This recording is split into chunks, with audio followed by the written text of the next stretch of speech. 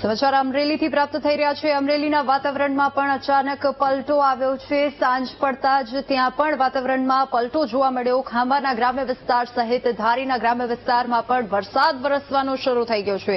ગ્રામ્ય વિસ્તારની વાત કરીએ તો ત્યાં વરસાદ વરસતા વાતાવરણમાં ઠંડક પ્રસરી છે। લોકોને ગરમીથી રાહત મળી છે।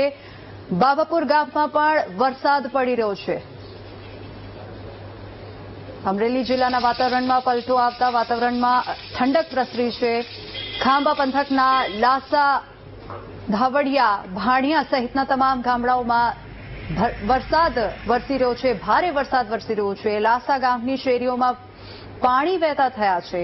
અસહ્ય ગરમી પછી વરસાદ પડતા લોકોને હાશકારો અનુભવાયો છે। વરસાદના આગમનથી ખેડૂતોમાં પણ ખુશીની લહેર જોવા મળી રહી છે। તો અમરેલીમાં વાતાવરણમાં પલટો આવતા એક તરફ લોકોને ગરમીથી રાહત મળી તો બીજી તરફ ખેડૂતોમાં પણ ખુશીની લાગણી જોવા મળી રહી છે।